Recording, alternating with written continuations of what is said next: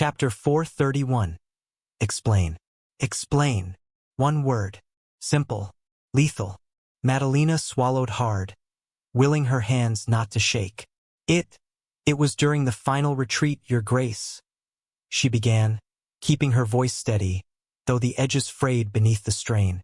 The vortexes had already claimed much of the fleet. The last survivors were being brought to safety. Lady Eliana was... She was observing from the secured platform, as per your orders. She hesitated, but she knew better than to falter.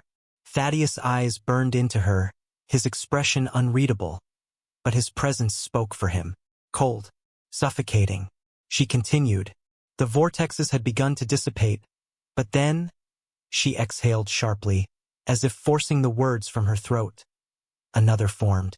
Right beneath her. Her hands clenched into fists at her sides. We tried.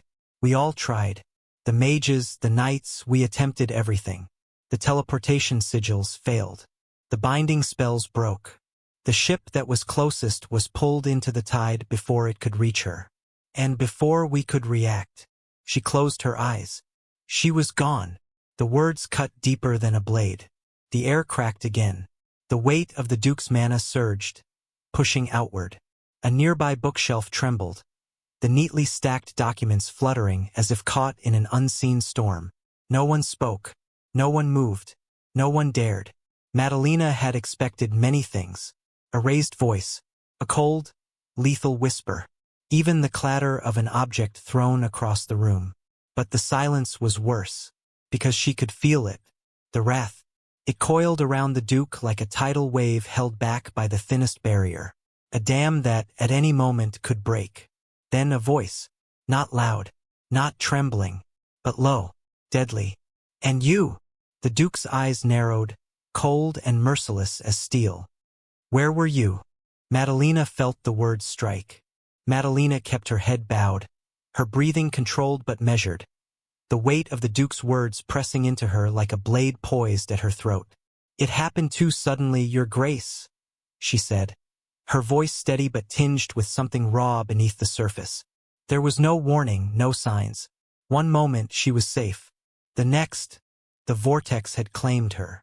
The chamber was deathly silent, but the Duke's rage was palpable.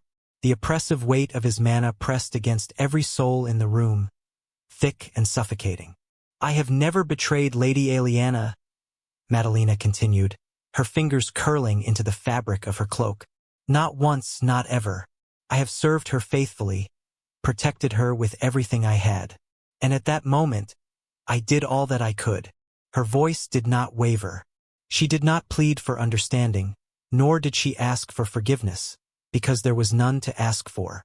Thaddeus' expression remained unreadable, but his body was rigid with fury, the sheer force of it warping the air around him. He did not believe her to be a traitor, but that did not make him forgive her. He had lost Eliana, and someone had to bear that weight. His fingers curled at his side, his breath slow, controlled, forced into control. Madalena, still kneeling, shut her eyes. She had served the Duke for years. She had stood beside him through wars, through conspiracies, through the shifting tides of power. She had seen the ruthlessness in him, the cold precision with which he dismantled his enemies. And now, she would bear the brunt of his fury. The Duke exhaled, and then he raised his hand. A hush fell over the chamber, thick with the crackling energy of his mana. The weight of it swelled, thickened, until the very air trembled beneath its force. The knights instinctively stiffened, their grips tightening on their weapons, but none dared move. None dared interfere. The pressure built. The air warped. The very walls seemed to groan beneath the force of it. Then, his hand moved, fast, faster than thought. The killing intent that erupted from him was suffocating, dark and final, filling the entire room with the weight of an execution. His palm cut through the air, streaking toward Madalena's face. And just before it struck, he stopped. His fingers hovered mere inches from her skin. The force of the strike, the sheer velocity of it, sent a sharp gust through the room, making her hair whip back from her face. The silence was deafening. Madalena did not flinch, did not move. The Duke's hand remained still, but his presence loomed over her like an inescapable shadow. Then, Madalena! His voice was quiet, but it carried through the room like a command from the gods themselves. She swallowed, her chest rising and falling with deliberate control. Raise your head. Slowly she did. Her gaze, steady despite the lingering weight of his fury, rose to meet his. Thaddeus' expression was unreadable. His face cold as steel, but his eyes, they burned with something deeper, something sharp, unforgiving. Look into my eyes, he ordered. And she did. And she did. For the first time since she had spoken those damning words, she met his gaze without hesitation. And in that moment, the storm within the Duke's heart raged silently between them.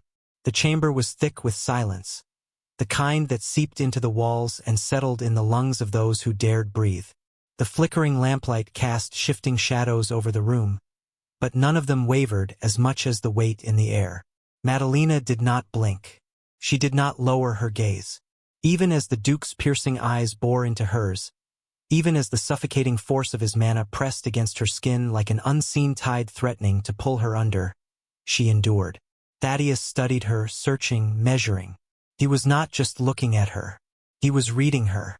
For a sign of weakness, for deception, for the smallest crack in the composure she dared maintain beneath the weight of his fury. But Madalena gave him nothing. She met his gaze with the same unwavering steel she had carried throughout the years she had served him. She did not beg. She did not plead. She merely stood. The silence stretched, taut and unbroken. No one in the chamber dared to breathe too deeply. The knights remained frozen, their bodies locked in rigid discipline, but the tension in the air was suffocating.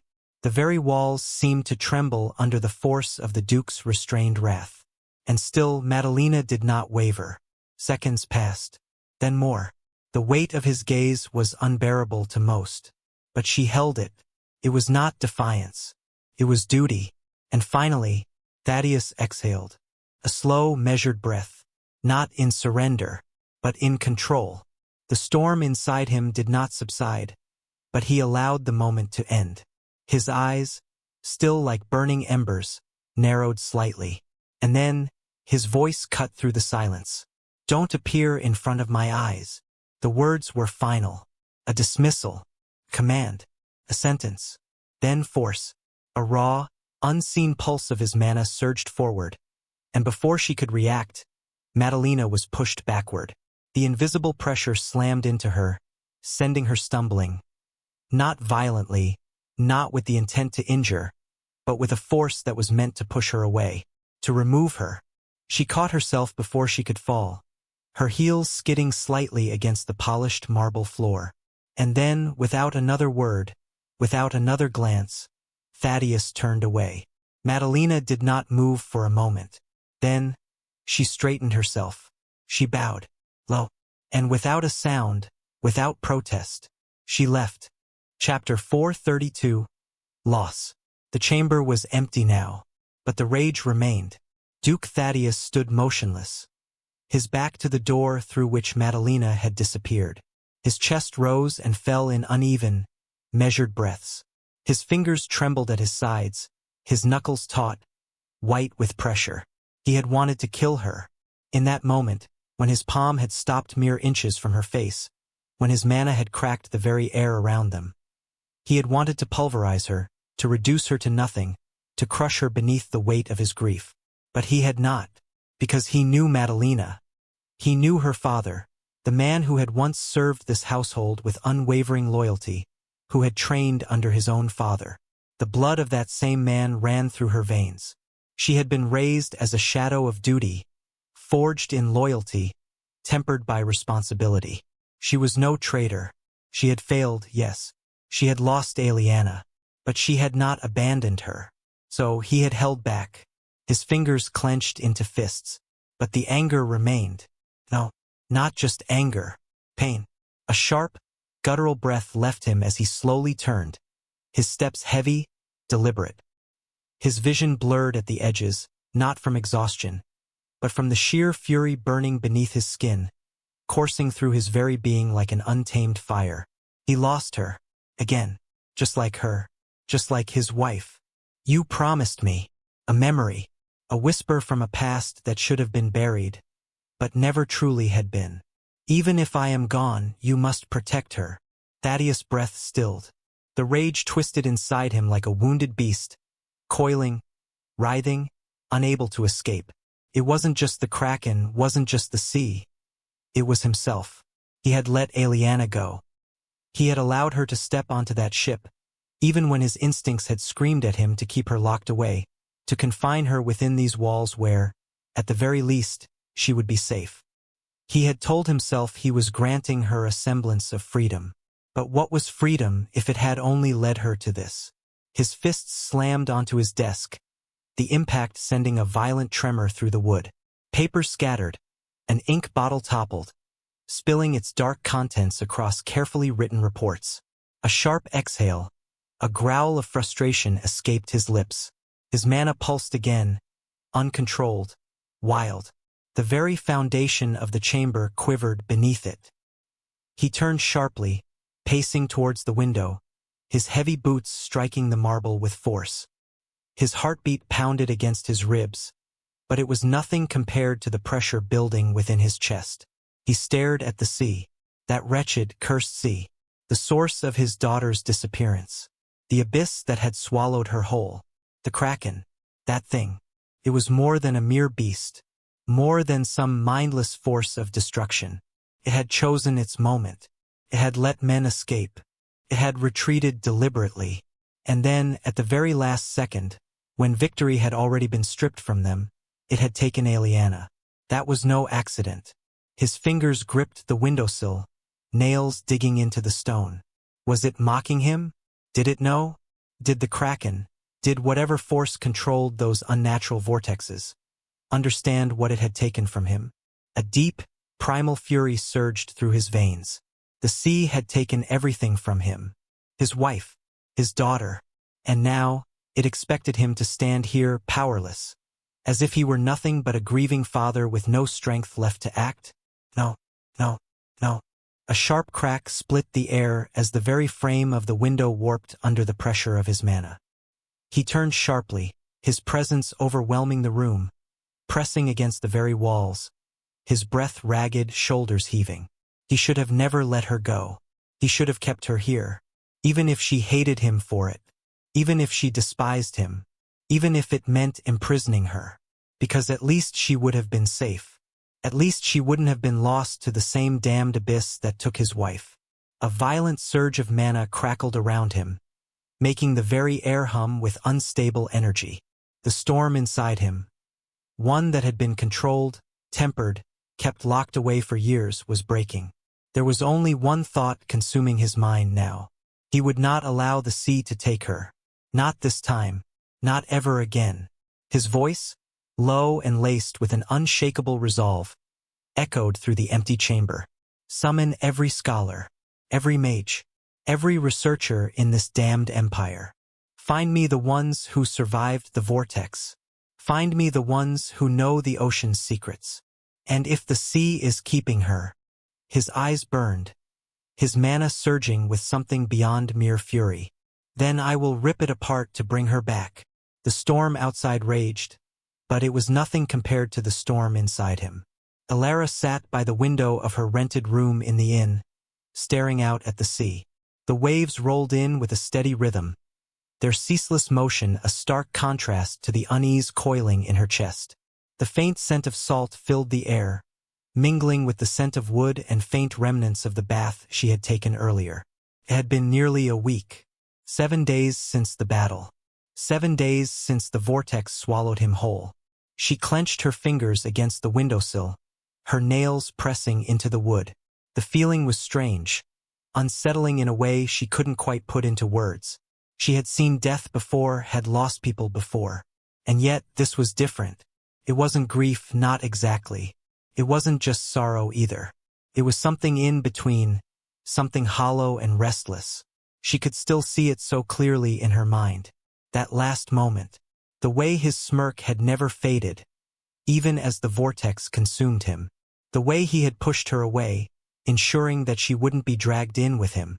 His final words, teasing as always, but there had been something else beneath them. Something real. "You're not ready to play hero just yet." Alara exhaled sharply, running a hand through her damp hair. She had replayed that moment over and over again in her mind, trying to decipher what she had missed, what she could have done differently. But it always ended the same way, with him disappearing. And the worst part? There had been no sign of him since. She had joined multiple search efforts, combing the battlefield, scouring reports from the knights and adventurers. The vortex had vanished without a trace, and with it so had he, just like that, gone as if he had never existed at all. But that wasn't the only thing. She wasn't the only one suffering from this uncertainty. The Duke of Stormhaven had launched a relentless search operation, not just for Luca, but for his own daughter. The rumors were spreading quickly now. The Duke's only daughter, swallowed by the same type of vortex that had taken Luca. And just like Luca, there had been no trace of her. Noble forces had been mobilized. Elite adventurers had been hired. Some whispered that the Duke himself had ventured out beyond the safety of Stormhaven, personally leading teams to scour the surrounding lands and seize for any sign of the missing. And yet, despite all of this, there were no answers. Alara bit her lip, her mind spiraling with questions. What were those vortexes? Where did they lead? Why had they started appearing so suddenly? And why did she feel like something was missing? Like she was standing on the edge of something vast and unknowable, reaching out for something just out of her grasp. She closed her eyes, her fingers tightening on the fabric of her robe. The weight of the unknown pressed against her chest, heavy and suffocating. And beneath it all, beneath the logic and the doubt, a small whisper lingered in the back of her mind. It was your fault. A single thought that was not supposed to be there. Chapter 433. Loss 2. It was your fault. Alara clenched her fists, pressing them against her knees as she hunched forward. The dim candlelight flickered in her room, casting restless shadows against the wooden walls. If I had been stronger, if I had tried harder, if I hadn't let myself falter even for a second, the thought gnawed at her, sharp and relentless.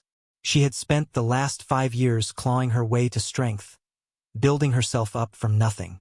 The years after her exile had been brutal, surviving on scraps, working whatever jobs she could find just to keep herself moving forward. And then her master had taken her in. Under their tutelage, she had pushed herself beyond limits she never thought possible. All of it had been for one purpose: revenge. For what Isolde and Adrian had done to her. For how they had ripped everything from her and left her to rot.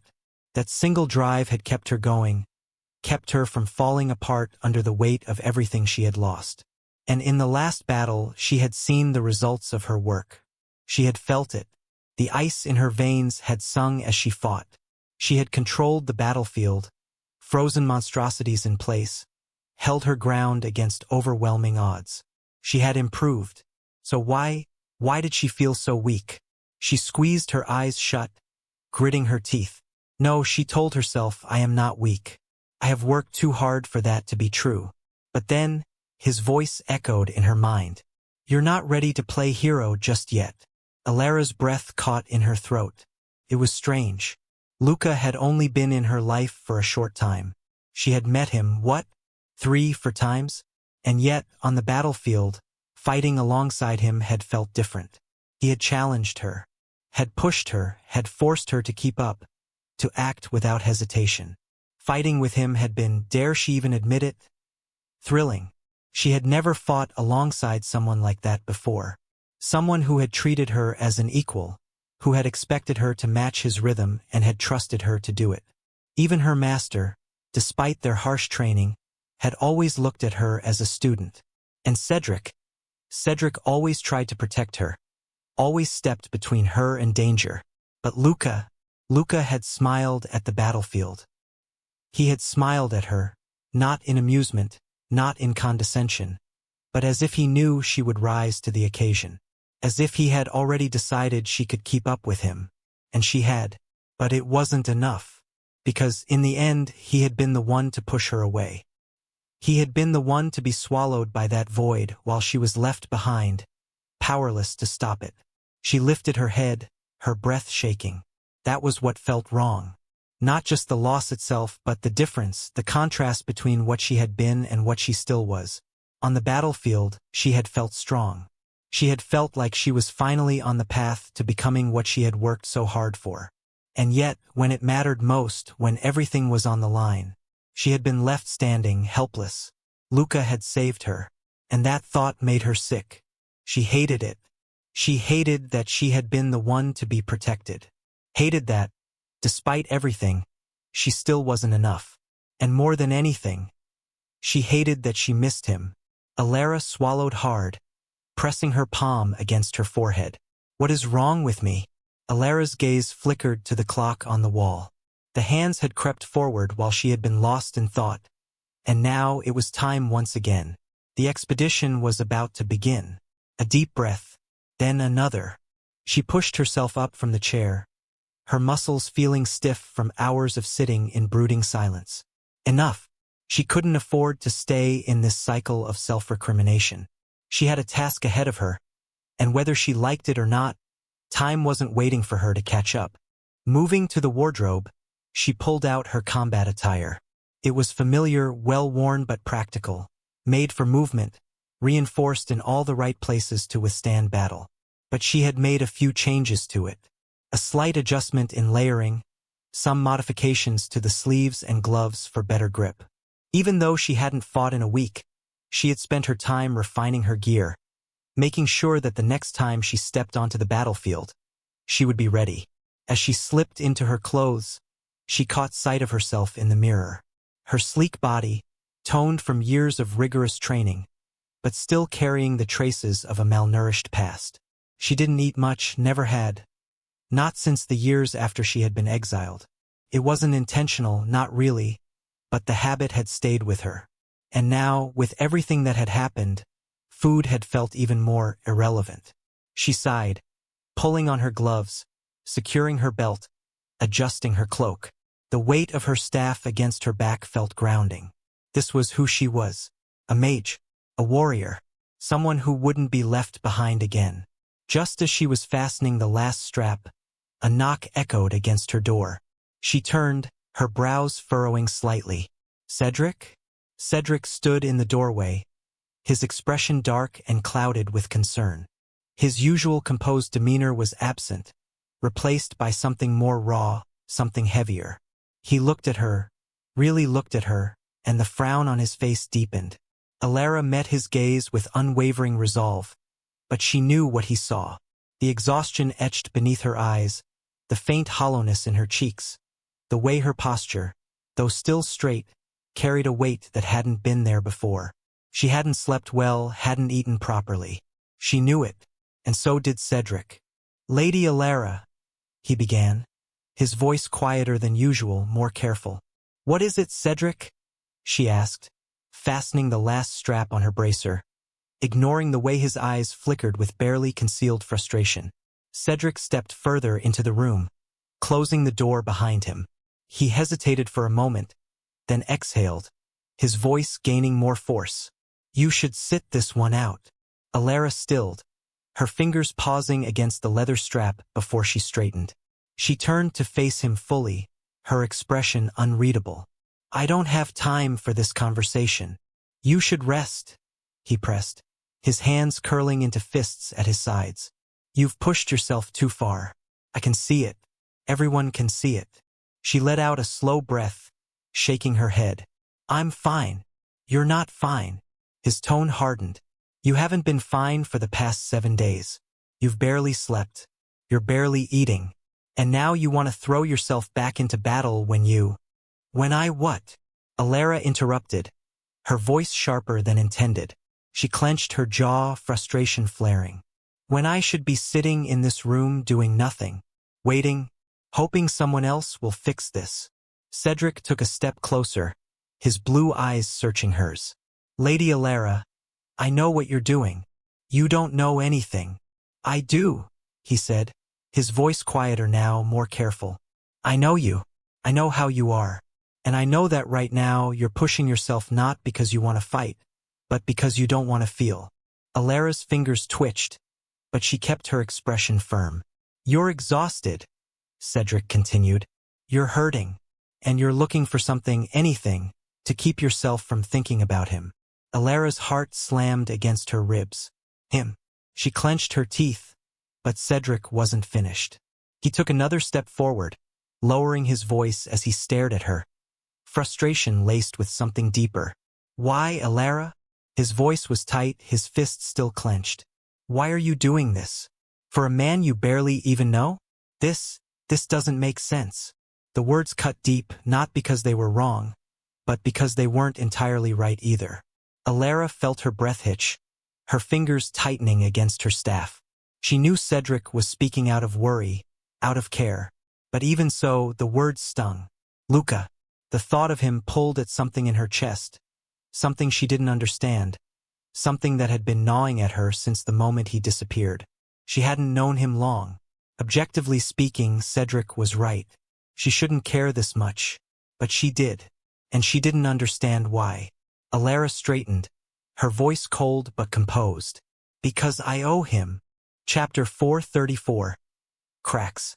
Cedric stared at Alara, his fists clenching at his sides as a deep, unshakable frustration gnawed at him. She was changing. It had been happening ever since he disappeared.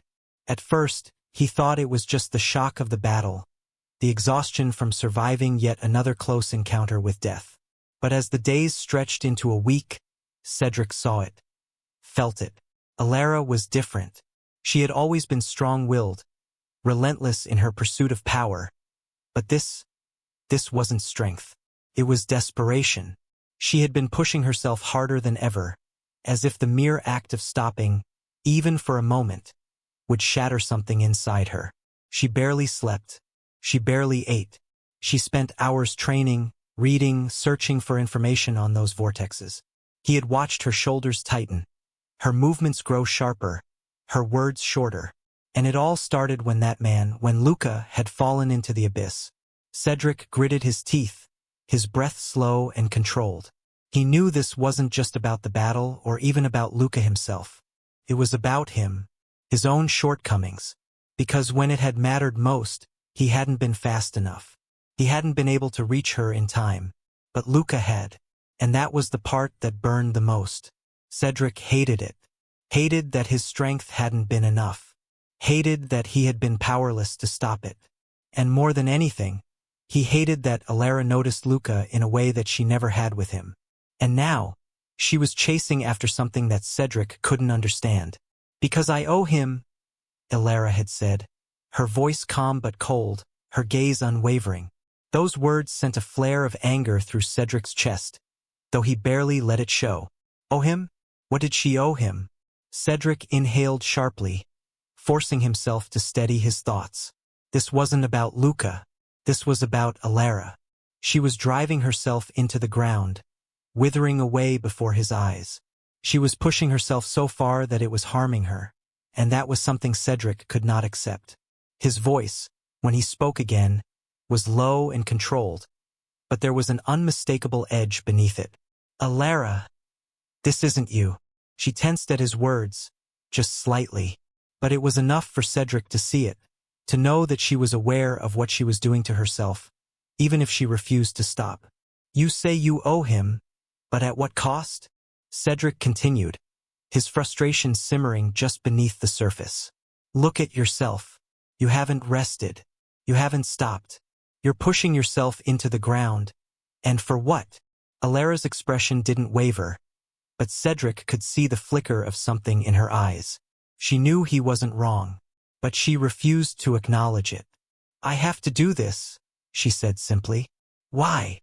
Cedric's voice hardened, his emotions slipping through the cracks. Because you think you weren't strong enough?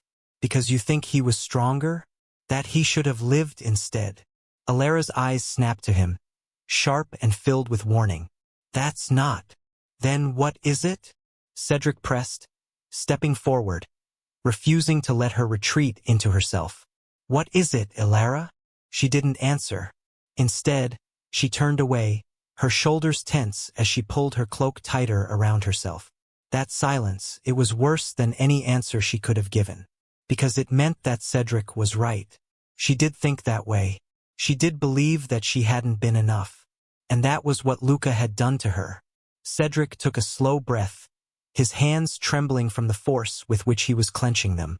He wanted to lash out, to tell her she was being reckless, that this obsession was going to break her.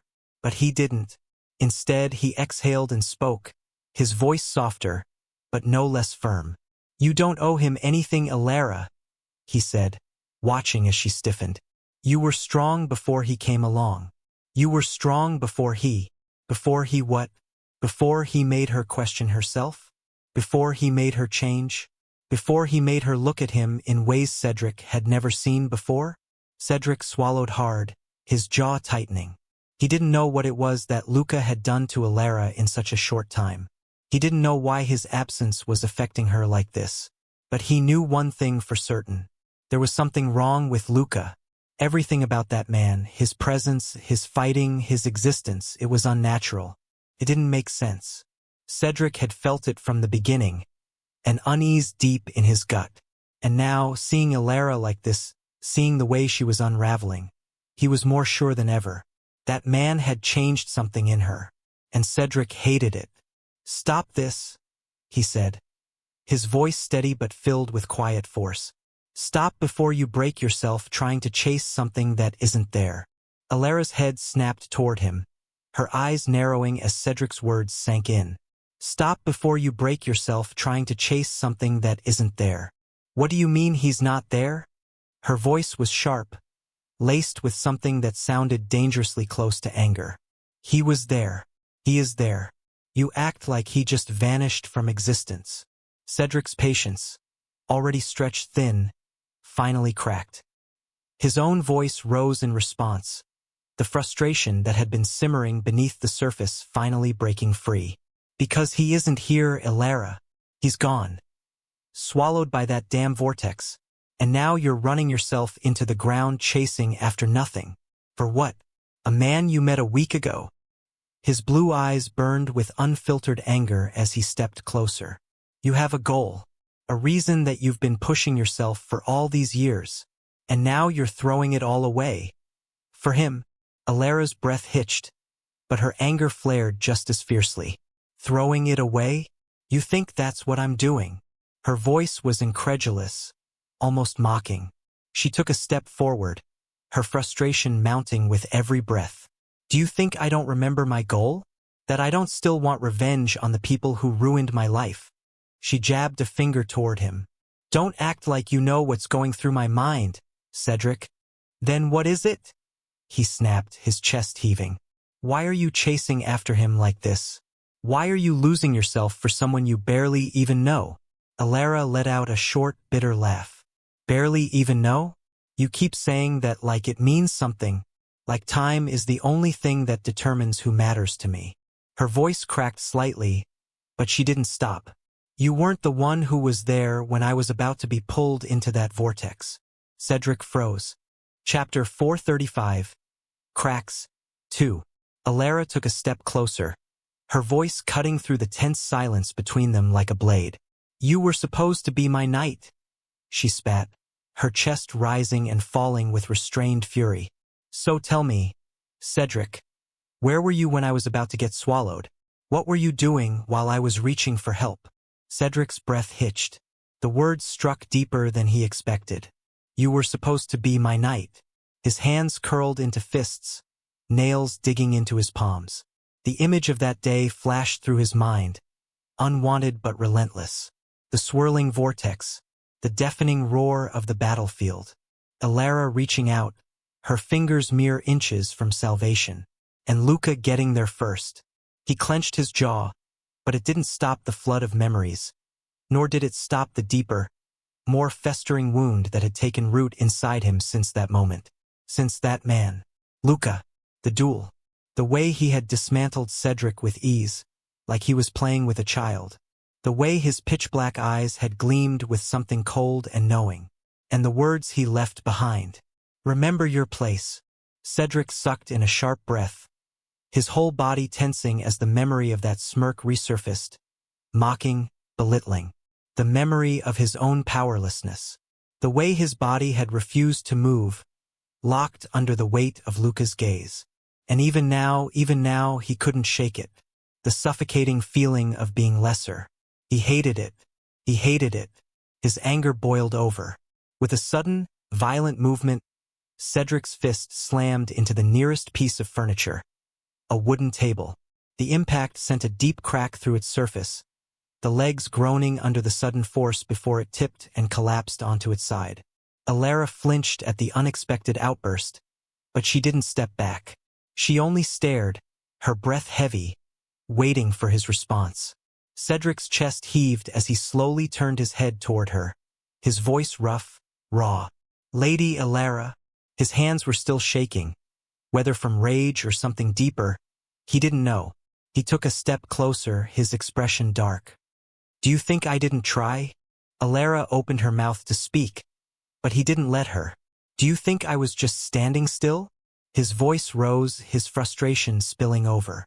"Do you think I wanted to watch as you almost got swallowed whole? Do you think I chose to be too slow?" His fists clenched even tighter, his shoulders shaking. "I ran," he said through gritted teeth. "I ran as fast as I could. I pushed myself harder than I ever had before, but I wasn't fast enough." The words burned in his throat, his pride shattered, his strength useless, because Luca had beaten him to it, because Luca had been the one to pull her back. Not Cedric. Never Cedric. His blue eyes locked onto Alara's, a storm raging in their depths. "You weren't the only one reaching that day," he whispered, his voice lower, almost dangerous. "I was reaching too, but he got there first. And that fact killed him, because Cedric had trained for years to be her shield, her protector. And yet, when it had truly mattered, it was Luca who had saved her." Cedric's breathing was ragged, his vision blurred by the sheer weight of his emotions. His fists remained clenched, his knuckles white as the storm inside him roared louder, demanding to be heard. Was everything he had done useless? Had all the years by her side meant nothing?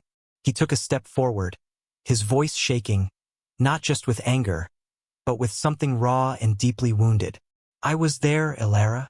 His words were low, but they carried an undeniable weight, a tremor that ran deeper than fury. "I was there when you had nothing," he continued, his jaw clenching so tightly it ached. "When you weren't Alara Valoria, heir to the dukedom of Valoria. When you weren't Mage Alara, the one they whisper about now." His hands trembled at his sides, his nails digging into his palms. "I was there when you were just Alara, the banished heiress, the girl who had no title, no power, no one." His breath was uneven, his emotions unraveling in ways he hadn't allowed them to before. "I was there when you didn't know how to sew, how to take a job, when you barely knew how to survive outside of that damned noble estate." His voice cracked, but he didn't stop. "When people looked at you and saw an opportunity to take advantage of a lost, broken girl, I was the one who stood in front of you. The room felt suffocating. I was the one who kept you safe when men approached you with disgusting intentions." His teeth ground together at the memory, at the nights he had spent keeping watch, making sure no one dared lay a hand on her. "I was the one who took on every damn job I could find. No matter how humiliating, no matter how low, just so we could eat, so you didn't have to starve." His breath hitched, but he forced himself to look her in the eyes, his gaze burning. "And now, after all of that, after everything, you're telling me that a man you met a week ago is the one who matters?" The words felt like acid in his throat, but he didn't hold them back. "That he what? Changes everything?" His voice rose, his frustration spilling over in waves. "That because he pulled you back once, that somehow means more than the years I spent pulling you back every single time?" The weight of it all crashed into him, and for a moment, Cedric almost felt like he couldn't breathe. He had bled for her. He had suffered for her. He had been there when she was nothing, when she had no strength, no pride, no name to call her own. And now she was looking past him. For Luca, that realization, more than anything else, sent a violent ache through his chest, deeper than any wound he had taken before. His hands clenched so tightly he thought they might break. Cedric dash. Just as Alara parted her lips to respond, a voice, soft and soothing, like a lullaby, cut through the tension like a blade. My youngsters these days. Chapter 436. My youngsters these days. My youngsters these days. A shiver ran down Cedric's spine, sharp and immediate. That voice, he knew it all too well. Ah!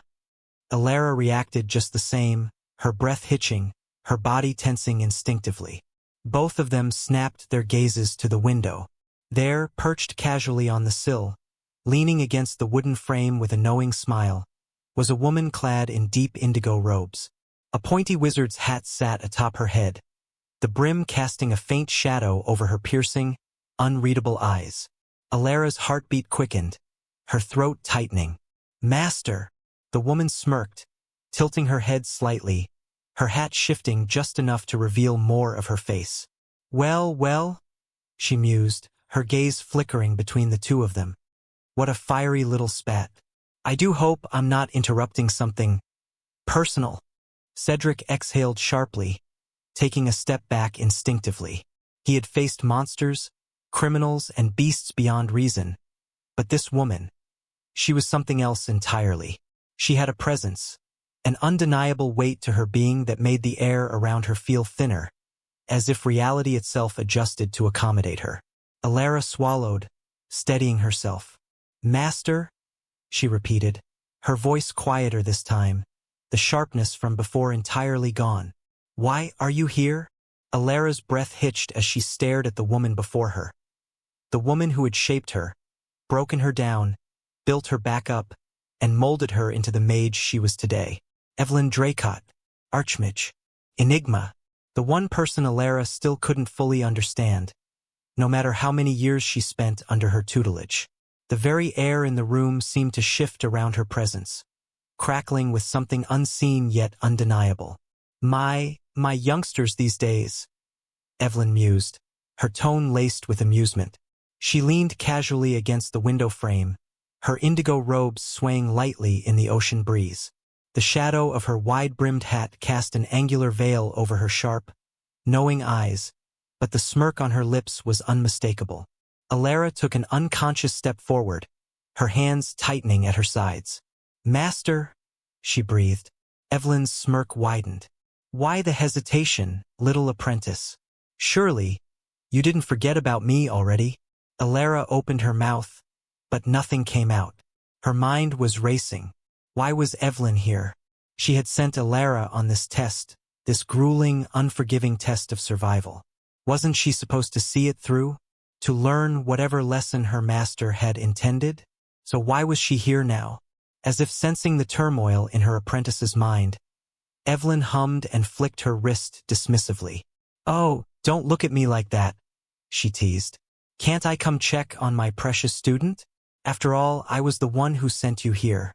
Surely, I should see how you're holding up." Alara stiffened, unable to argue with the logic but also unable to accept it. This wasn't just her master stopping by out of curiosity. There was something more, something that didn't sit right. Cedric, who had remained unervingly silent up until now, exhaled sharply. He was tense, but he knew better than to speak against someone like Evelyn. Even he, with all his training, knew that the woman before them was beyond reason if she chose to be. Alara finally found her voice. "You gave me this test," she said, her words more stable than she felt. "A test I haven't completed yet. Why are you here now?" Evelyn's gaze flickered toward her, sharp and searching. Then she sighed dramatically, adjusting her hat. Fine. If you want the short version. I came to pick you up." Alara blinked. "Pick me up?" Her master's smile softened slightly, though the glint in her eyes remained unreadable. "Your test is over." Alara's breath hitched. "But You've already surpassed my expectations," Evelyn continued, tilting her head slightly. "I knew you were talented. I knew you'd hold your own. But even I didn't expect this level of performance. For someone who had never stepped onto a battlefield before, you did quite well." Alara's fingers curled into fists. You were watching. Evelyn chuckled. Oh, my dear Alara. I always have my eyes everywhere. The words sent a shiver down her spine. Of course her master had been keeping tabs on her. It was just like her, watching from afar, letting things unfold, but only stepping in when she deemed necessary. Then, as the realization set in, something in Alara hardened. No, she said firmly. Evelyn arched a brow. No. Alara squared her shoulders, meeting her master's gaze directly. You must have seen what happened to Luca. Evelyn's smirk faltered for just a fraction of a second. It was barely perceptible, but Alara caught it. She did know. Then you should know why I can't leave yet, Alara continued. I owe him. If you were watching, then you know that. I can't just. Evelyn lifted a hand, cutting her off. I understand, she said smoothly. Truly, I do. Alara stilled. For the first time since this conversation started, Evelyn's voice lacked. For the first time since this conversation started, Evelyn's voice lacked its usual teasing edge. There was something weightier beneath her words, something final. But our time here is over. Alara's heartbeat quickened. You don't need to understand, Evelyn said simply, her gaze steady, unwavering. You just need to come with me. Alara took a step back, shaking her head. No, I can't just leave. Master, please just give me time. If you know what happened, then you must have a way to. Evelyn sighed, as if she had expected this reaction. Without a word, she flicked her wrist. The air crackled, a ripple of energy spreading outward as a soft hum of magic filled the room. The space behind Evelyn shimmered, and in an instant, a portal began to form. A swirling vortex of deep indigo, rimmed with intricate runes that pulsed like the heartbeat of the arcane itself. Alara's breath hitched. No, you can't just. Enough, little apprentice, Evelyn said, her voice still calm but undeniably firm. I don't have time to argue. You're coming with me. Alara felt her body stiffen, magic coiling around her limbs like invisible chains. She struggled, but it was futile. The air around Evelyn was absolute. The authority of a true archmage left no room for rebellion. Why? Alara whispered, frustration and desperation bleeding into her voice. Why are you doing this? You know what happened. Can't you find him? For the first time, Evelyn hesitated.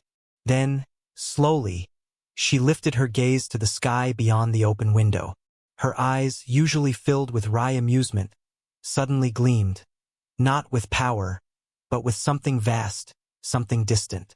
It was as if stars had settled in her irises. Not yet, she murmured. Her voice was barely above a whisper, but it carried a weight that sent a chill down Alara's spine. Not yet. Alara froze, her lips parting. But before she could demand an explanation, before she could even process what those words meant, the magic of the portal surged forward. Just as the swirling energy began to engulf them, Evelyn's gaze flicked to Cedric. Little knight, she mused almost absently. It appears that you need some more training. Cedric tensed. A shiver ran down his spine, not from fear, but from the truth embedded in those words. He didn't argue. He didn't even move, because she was right. The last thing Alara saw before the portal consumed her was the unreadable expression on Cedric's face, the glow of magic swallowing the room whole. And then nothing. Just like that, Stormhaven disappeared. Chapter 437. Rumble. The winds howled against the deck, sharp and bitter as the salt spray that lashed across the wooden planks. The vast, endless sea stretched before them, dark and unyielding, rolling beneath the overcast sky like a beast breathing in its sleep. Duke Thaddeus stood at the bow of the ship, his cloak billowing in the restless wind. His eyes, sharp and relentless, bore into the horizon, but there was nothing. No wreckage, no remains, no trace of the vortex that had swallowed his daughter whole. Nothing. A full week. It had been nearly a full week since she was taken. A week since he had given the order. Since he had summoned scholars, mages, navigators, anyone who had ever dared to study the abyss. Since he had demanded answers. since he had dragged his fleet out into these accursed waters in search of a sign, a clue, anything. But the sea gave nothing back. The expedition had searched tirelessly. Sailors, mercenaries, knights. They had scoured the waters, dived into the depths, tested every known method of scrying and divination. And yet, no matter how far they went, there was nothing. It was as if the ocean had simply erased her. Duke Thaddeus' fingers curled into a fist, his nails biting into his palm as his jaw tightened. A deep, slow breath rattled in his chest, but it did nothing to temper the storm within him. This wasn't natural. It wasn't just that they couldn't find a body. It was that the sea itself had gone silent. The waters here had been wrong ever since the battle. The currents were still strange, unnatural. The winds were colder, the pressure in the air different, thick with something unseen. But there was no sign of a vortex, no trail, no clues. Not even the Kraken had reappeared. The beast that had obliterated his fleet, that had reduced proud warriors to trembling wrecks. It was gone. Not lurking, not hunting, simply gone. It was infuriating. Duke Thaddeus exhaled sharply through his nose, his shoulders rigid, his breath slow and deliberate. A thin, fragile barrier between control and something else. Something darker. The ocean had already taken from him once. It had stolen his wife. Now it had stolen his daughter. And yet, even as fury boiled beneath his skin, a more insidious emotion was creeping in. Doubt. Duke Thaddeus did not entertain doubt. Doubt was for weaker men, for those who hesitated, who allowed their convictions to waver. Yet what if she truly was gone? The thought twisted deep inside him, colder than the wind, heavier than the weight pressing against his chest. Ileana was sickly, fragile, a girl who had spent more of her life within the confines of her chambers than in the world outside. How long could she have survived out here? Even if by some miracle she had survived the vortex, where would she be now? The sea left no survivors. It had been a week. A week. Wouldn't she have resurfaced by now? Wouldn't someone have found her? Wouldn't there be some kind of sign? His grip on the ship's railing tightened. His knuckles turned white beneath his gloves. No, he could not accept that. Even if there were no traces, no wreckage, no evidence. She was still his daughter. And he would not let her go. Not yet. A gust of wind tore through the deck, and a voice broke through the storm of his thoughts. Your Grace. Duke Thaddeus did not turn. Edrin stood a few feet behind him, his armor dulled with salt and wear, his face grim. We've searched the entire perimeter again, he continued, his voice steady, though there was something careful in his tone. The scouts found no new disturbances, no anomalies in the currents, nothing in the waters below. Nothing. The same nothing he had been hearing for days now.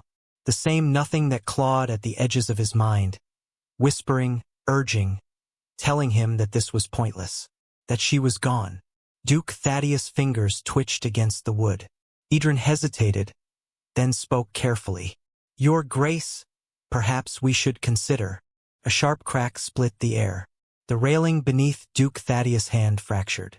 The sudden sound, the crack in the railing echoed through the deck, sharp and absolute. The crew froze. The nights stiffened. Even the howling winds seemed to quiet, as if sensing the storm that was far greater than anything the sea could summon. Duke Thaddeus did not move. His mana seeped into the air, thick and oppressive, pressing against every soul aboard the ship like the weight of a tidal wave held in suspension. The very wood beneath his feet creaked under the force of it. No one dared to move. No one dared to breathe too loudly, except for one. The steady sound of boots against the deck cut through the suffocating silence. Through the haze of his fury, Duke Thaddeus recognized the footsteps immediately. Reinhard Wallstein, his knight commander, the man who had led his forces for over a decade. The one who stood beside him in war, who had held the line when others fell. The one whose presence, unyielding and immovable, had been a pillar of strength in times of strife. Reinhard came to a stop a few paces away from the Duke, his broad frame casting a shadow against the salt-worn wood. He was clad in his full armor, dulled by the sea air, the deep crimson cloak of his station heavy on his shoulders. Behind him, Idrun followed, lingering just at his back, watchful, hesitant. Reinhardt alone stepped forward, and when he spoke, his voice was steady. "Your Grace." Duke Thaddeus did not respond. Reinhardt didn't waver. "We've searched again." His tone was firm, methodical, deliberate in its calm. "The fleet has covered every route, every depth we can reach. The scouts have checked the currents, the tides, the depths where the vortex formed." A pause. "And then, we have found nothing." The words felt heavier than the waves crashing against the ship's hull. Duke Thaddeus inhaled slowly, his breath deep, slow, measured, forced into control. Another nothing, just like every other report, just like every other time they had failed. The railing beneath his fingers splintered further, the wood cracking under the sheer force of his grip. His head tilted slightly, just enough to glance at Reinhardt from the corner of his eye. His gaze was like steel, like the blade of a sword drawn at the throat of an enemy. Reinhardt did not flinch. His own expression remained unreadable, but his eyes saw through him. And that alone was enough to make something inside the Duke coil with irritation. The air around them grew heavier. No one spoke, no one moved, because no one could, except him. Reinhardt took one more step forward, his armored boots scraping against the deck. "We will keep searching," he said, his tone unwavering. "As long as you give the order, we will not stop." The words were firm, unshaken. But how long will you do this, Your Grace?" The deck creaked beneath Duke Thaddeus' stance. The wind howled, and Reinhardt held his ground. Duke Thaddeus slowly turned his head, fully facing him now, his eyes cold as the abyss that had swallowed Aliana. There was no hesitation in the Knight Commander's gaze, no fear, no submission, and that infuriated him. A flash of anger rippled through him, his mana surging for a brief, lethal second. The very air seemed to warp around him, distorting beneath the sheer force of his presence. The knights stationed along the deck tensed. A few of the sailors stepped back. Even Idrun looked uneasy, his hand twitching toward the hilt of his blade. But Reinhardt didn't move, didn't even blink, because he had stood before this wrath before, and he knew that someone had to. Duke Thaddeus' voice, when he finally spoke, was deathly quiet. "Watch your tongue, Reinhardt." The weight behind his words was lethal, but Reinhardt's face remained as still as stone. "I will not," the Knight Commander said, his voice just as firm. Duke Thaddeus' fingers twitched. A breath of raw fury shuddered through him, his muscles taut with restraint. Reinhardt's jaw clenched, but still he did not move. "You have led us for years, Your Grace," he said. "I have followed your orders without hesitation. I have fought beside you. I have seen the weight you carry." His fists curled at his sides. "But I will not stand here and watch you drown in it." A ripple of tension coiled through the air. Duke Thaddeus' expression darkened. "Are you questioning me, Reinhardt?" The words were not a threat. They were a warning. And still Reinhardt did not back down. "I am reminding you, Your Grace." His voice was steady. "That you are still needed."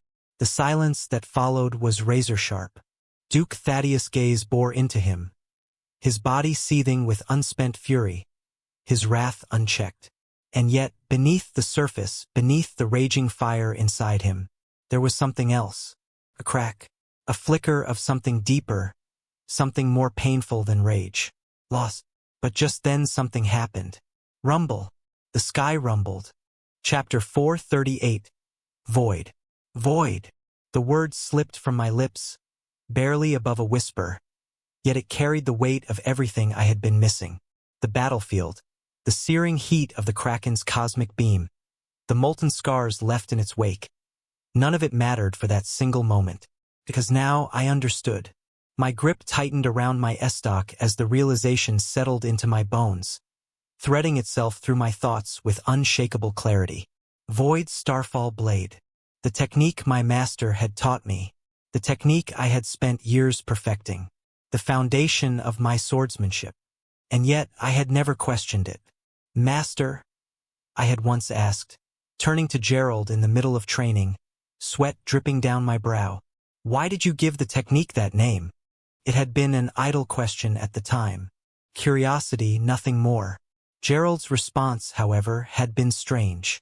I felt like it, he had said simply, his tone casual, as if the answer was obvious. I had frowned. You felt like it? Yes. Gerald had nodded, his gaze distant. Even though I don't know why, the moment I formed my core and understood how to cultivate, a sword technique took shape in my mind. And the name of the technique followed just like that. Those were his words. One of the strongest in the world. Perhaps the greatest genius this world had ever seen. Starscourge Gerald.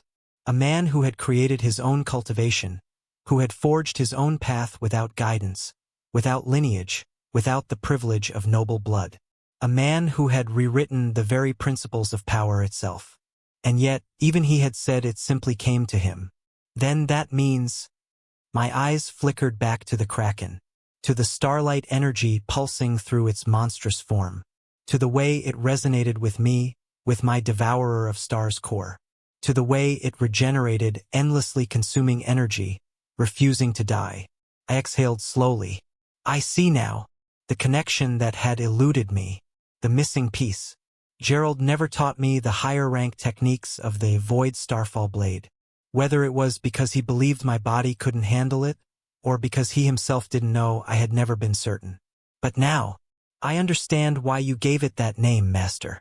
I rolled my wrist, my estoc humming with energy. But this time, I didn't force starlight energy into it. This time I let go. Because Void Starfall Blade wasn't just a technique. It was a principle. I had been relying on starlight. But does the name of my cultivation technique say anything about starlight? The thought struck me like a blade to the gut. I had always assumed, no, I had always focused on the starlight aspect of my abilities. I had drawn my strength from it, molded my techniques around it, refined it into something lethal, something unstoppable. But, Devourer of Stars, that was my core. That was my foundation. And nowhere in that name did it say anything about starlight. I inhaled sharply, my gaze locking onto the monstrous form of the Kraken once more. The foreign energy coursing through it flickered in my vision, pulsing between its grotesque limbs, surging along its regenerating flesh. Not just starlight, not just void, but a mixture of both. My mind reeled back, reaching for something, a memory, the vision. I had seen it countless times before, that vast, endless expanse. The cosmos stretching infinitely, stars burning with celestial brilliance. And among them, that one star, the black star, the one that had called to me, the one that had chosen me, the one that had been the source of my very core. What had that meant?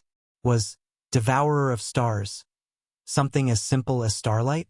Or was it the fusion of starlight and void? Just like the name of my sword technique. Just like the power the Kraken was wielding right now. I exhaled, my lips curling into something close to a laugh. Haha, how funny is that? I had been fighting the answer this entire time. Searching for something that had been right in front of me from the very beginning. I could sense it now. The breakthrough was near. My core trembled, energy surging in my veins like a wildfire barely contained. The Kraken shrieked, its abyssal cry reverberating through the cavern. Its wounds sealing faster, its body adapting. It was waiting for me.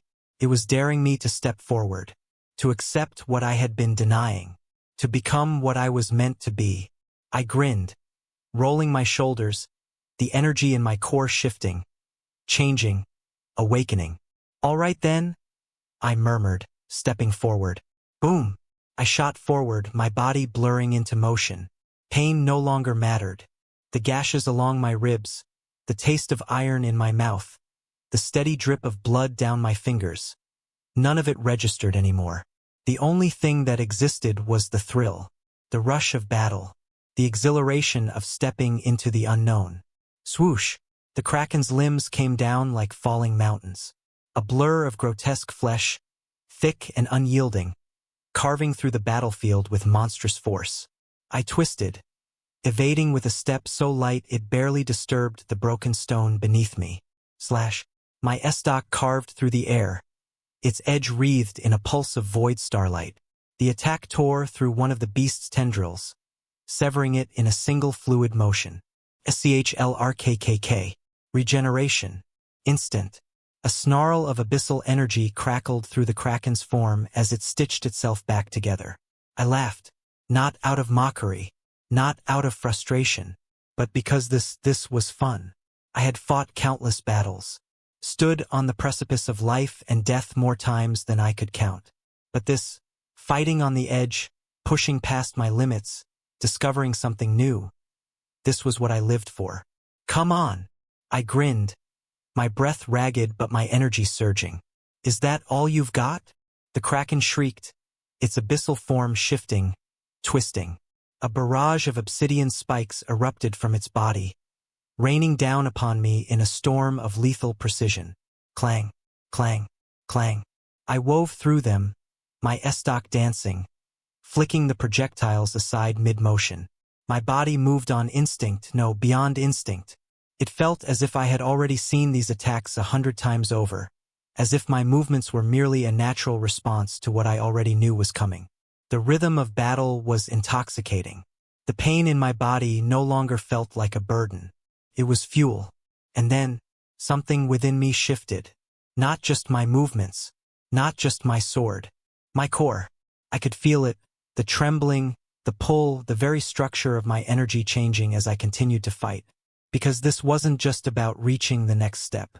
This was about breaking through. Previously, when I reached the 4th star, I had connected the 3 stars that I had formed in each breakthrough. 1st star, 2nd star, 3rd star. Each step had created a new star, forming them one by one as I advanced. But this time that wasn't what I needed. I could feel it in my very core. The next step wasn't about forming another star. It wasn't about strengthening the bonds by creating a new connection. It was about something more. Bending the space, like a void. The realization struck me mid-motion, my S-stock gleaming as I slashed through another tentacle, my body twisting past the monstrous retaliation. It was about the pull, not outward, not forward, inward. The 3 stars that I had formed, each a stepping stone to my growth, were already connected by the void between them. And now the next step was to pull them together, not into a 4th star, but into a center, like the heart of a galaxy, like the singularity that everything revolved around. The void in my core trembled, called. It demanded. I grinned. Ah! So that's it. I finally understood. And then, everything collapsed. The world around me blurred. No, it folded. The 3 stars within my core, once scattered, were dragged inward. Not into destruction, not into chaos, but into balance, into the void. Boom! The battlefield erupted in a wave of abyssal force as my breakthrough ignited. My energy surging, my entire being shifting. And for the first time, I was stepping into something entirely new. Chapter 439. Void. 2. Everything shifted. The battlefield, the shrieking of the kraken, the molten scars left in the wake of its cosmic destruction. It all felt distant, as if I had taken a step beyond the physical world. Because something inside me had changed. I could feel it. The void. The stars in my core were no longer separate, no longer scattered fragments of power held together by tenuous connections. They had been pulled inward, drawn into something new. Something denser, heavier, more absolute. Not another star. Not a chain of lights connected by thin threads of energy. But a center. A singularity. A gravity unlike anything I had ever felt before. I inhaled. And when I did, the very air around me responded. Energy coiled around my form, thick and weightless at the same time. My senses expanded, sharpened, stretched out into something wider, something deeper. And then, I felt it. A pull. Presence. My sword. It was calling to me. My grip tightened instinctively, my fingers pressing against the hilt of my S-stock. The void light that had always flickered along its edge was no longer just a simple energy coating the blade. It was alive. It was resonating. I exhaled slowly, lifting my weapon, my vision locking onto the Kraken's towering form as it writhed in the distance. Ah! I finally understood. This blade, this technique, this power. It was never just about starlight. It was never just about cutting through my enemies. It was about devouring, about consuming, bending, collapsing everything into itself. Just like my core. Just like the void. A slow smirk spread across my lips. So this is what you were trying to show me? I murmured, my voice barely above a whisper, my estoc humming in response, the energy crackling along its length in a way that felt different. Stronger, darker, hungrier. I rolled my wrist, the blade gleaming as I took a single step forward. All right then. My pulse steadied, my breath leveled, the resonance between my core and my sword deepened. Let's test it out. Shuriani K. The Kraken's monstrous wail tore through the battlefield, the very air distorting under the weight of its abyssal cry. The cavern trembled, debris crumbling from above as the force of its rage reverberated through the stone. It knew, could feel it, the shift, the change in me, and it was afraid. My smirk widened. I lifted my blade, the energy in my core surging in response to my will. Devourer of stars. Manifest. Hum. A pulse erupted from my estoc, sending ripples of pure blackened starlight surging outward. It coiled and twisted through the air, tendrils of void energy shifting like something alive, as if the very laws of this world struggled to define what it had become. The energy wasn't just flickering anymore. It was solidifying. It was becoming. The Kraken shrieked again, its form distorting, writhing, reacting. And then, boom! A beam of pure abyssal energy ripped through the cavern, spiraling toward me with devastating force. It wasn't just raw destruction. It was corruption. Something twisted, something foreign, something wrong surged within the attack. The same alien presence I had sensed earlier. The same presence buried deep inside this monster. I inhaled sharply, shifting my stance. This time I wouldn't dodge. I raised my estoc, the void starlight along its length pulsing in time with my core. Clang! The beam collided. A deafening shockwave exploded outward as I braced against the impact, my blade locking against the torrent of abyssal energy. The force behind it was immense, crashing against me like a tidal wave, pushing me back inch by inch as I dug my heels into the shattered ground. I gritted my teeth, exhaling through clenched jaws. TSK. I could feel it. The technique wasn't complete yet. The starlight was there. The void was there. But the balance, the true fusion, was still just out of reach. I was deflecting the beam, but I wasn't devouring it. Not yet. The Kraken shrieked, pressing harder, its abyssal power raging against me. I clicked my tongue, my fingers tightening around my hilt. So it's like this, huh? Fine. I wasn't quite there yet. Boom! The force of the Kraken's beam didn't stop. Pressed, crushed, consumed. I gritted my teeth, pushing back against it with everything I had. My estoc locked in place as void starlight crackled along its edge. The energy around me was shifting, changing, but it wasn't enough. Not yet. I wasn't there yet. Shuriani K. The Kraken shrieked, sensing my struggle, its grotesque form twisting as its abyssal energy pushed harder. Boom! Another tentacle lashed out. Swoosh! I barely twisted my body in time, the monstrous limb slicing past me with enough force to send a shockwave through the cavern. The air burned from the sheer pressure, but before I could reset my stance. Boom! Another. Then another. I moved too slow. Crack! Pain exploded through my ribs as a tentacle slammed into my side, hurling me across the battlefield like a ragdoll. Crash! I hit the stone with a sickening thud, my body bouncing once, twice, before I crashed into a jagged wall, ribs shattering on impact. HHHKK. Blood filled my mouth instantly, thick and suffocating. The sharp agony of bone-piercing lungs screaming through my nerves. But I wasn't given time to recover. Boom! Another strike, this time from above. I forced my body to move, twisting midair just as the monstrous limb obliterated the space I had been in. The sheer force of it sent tremors through the entire cavern, massive chunks of debris falling from the ceiling. TSK.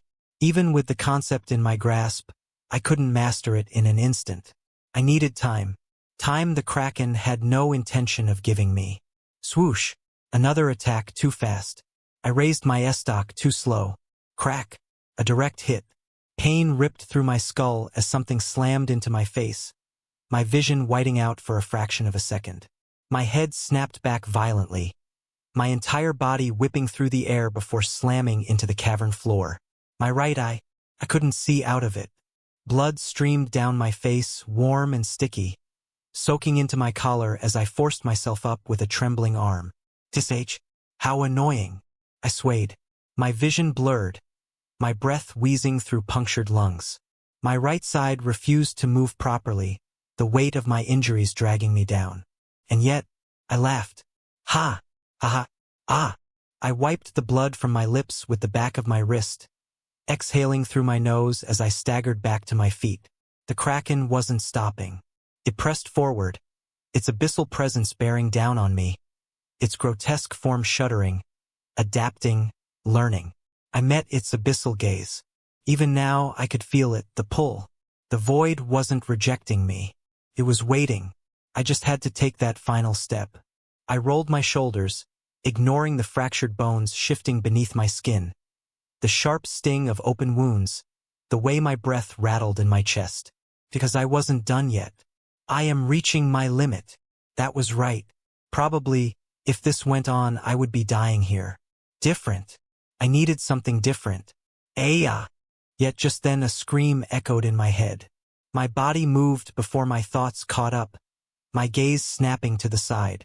And there she was, Aliana, collapsing, convulsing, her body twisted unnaturally, her back arching against the stone, fingers clawing into the ground as if she were trying to anchor herself against something unseen. Blood streamed from her eyes, from her lips, from the cracks forming along her cursed veins. The marks pulsing across her body glowed with an unnatural, sickly radiance. Not just light, but distortion. It was tearing at her, trying to consume her. But she was still fighting. Even as her body was writhing, even as her own existence trembled on the edge of collapse, even as the pain she was enduring went far beyond anything I had ever experienced. She didn't stop. She refused to break. My breath came out slow, steady, my pain momentarily forgotten as I took in the sight before me. And then I grinned. Faced with such a sight, how can I stop? The words left me effortlessly, my amusement bubbling up despite everything. Despite my fractured ribs, my bleeding eye, my shredded lungs. Because seeing her like this, it reminded me of something simple. Strength wasn't just power. It was the refusal to fall. I wiped the blood from my lips, rolling my shoulders despite the searing pain that shot through my body. Let's move forward. Because when it came to a battle of egos, I wasn't going to lose. Chapter 440. Acceptance. Boom! I shot forward. The pain was still there. Shattered ribs, burning wounds, breath rattling in my chest. But it no longer held weight. My body had adapted, pushed past the point of limitation, driven only by the relentless momentum of battle. And in that motion I felt it. The void. It no longer flickered, no longer felt distant or elusive. It was there, part of me now, woven into my very movements, no longer a force I had to wield but something as natural as breathing. Swoosh!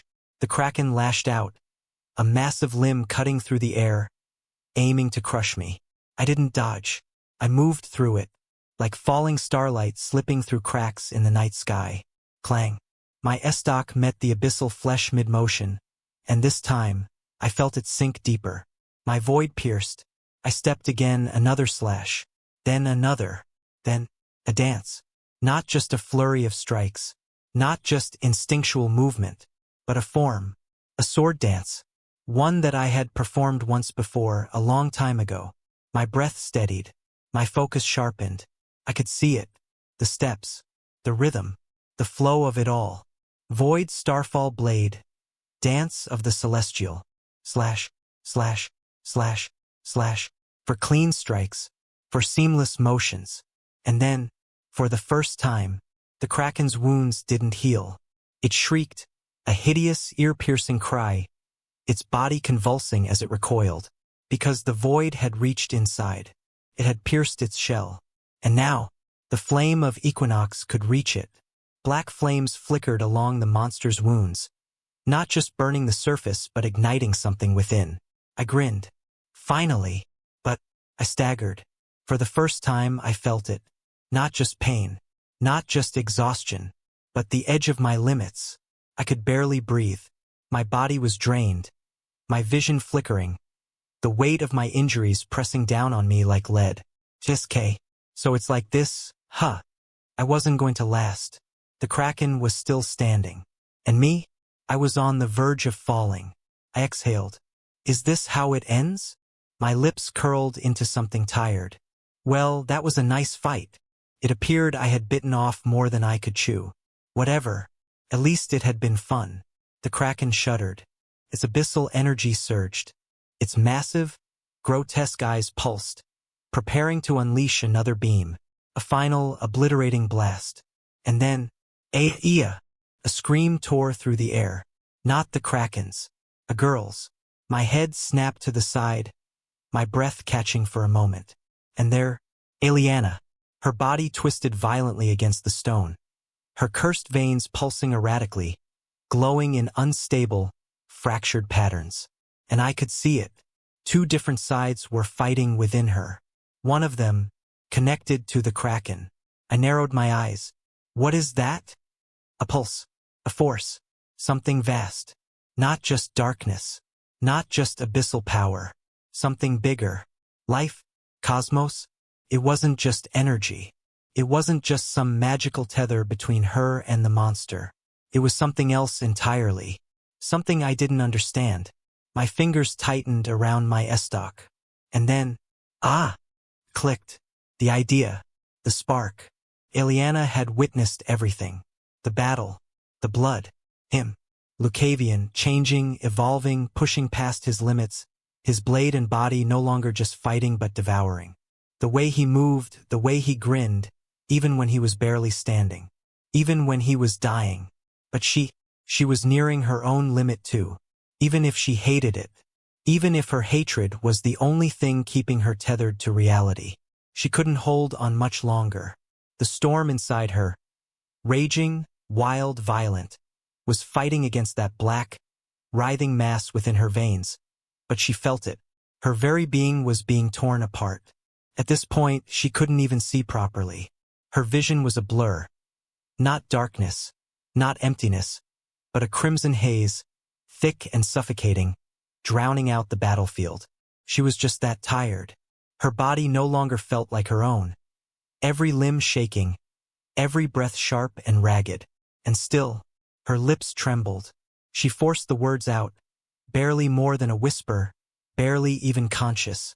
Don't, not without him. Her fingers twitched, her body screaming at her to stop, to let go, to give in. But she refused. She pushed. For one single thing. For one final push. She didn't even know what it was, what she was reaching for. But she refused to collapse. Not yet. Aliana lifted her gaze, her vision swimming, her body trembling from the sheer force of everything tearing her apart, inside and out. And there he was, Lucavion, still standing, still grinning like the reckless, arrogant bastard that he was, despite the blood dripping down his face, despite the way his body swayed just slightly, just enough for her to see. He was at his limit. She let out a breath, a weak, ragged exhale that barely even reached her own ears. If you can't do it even now, she thought bitterly, her lips barely parting, her mind slipping. I guess that makes us even, you arrogant, manipulative son of a bitch. She wanted to hate him, wanted to curse his name, to let the sheer fury she had felt before fuel her one last time. But, for some reason, the anger was fading, drifting away, like smoke carried off by a slow, passing wind. She felt lighter, Or maybe that was just death creeping closer. Whatever. She could barely feel anything now. The exhaustion, the pain. It was numbed, distant, like something happening to someone else. And the bastard? That idiot? He was still there, bleeding, smirking, pushing himself past every limit like a complete fool. You angered me, or whatever the fuck it was. Her breathing slowed, her eyes threatening to close, her fingers twitching as she clung to the last remnants of consciousness. And then, a small, almost imperceptible twitch of her lips. Tired, weak smirk. It was at least kind of fun. Hello everyone. We now have a Discord server. Join us for faster updates, discussions about your favorite novels, and exclusive Discord-only content. Don't miss out. See you there. Scan the QR code on the screen or enter any of the displayed links into your browser to join our Discord.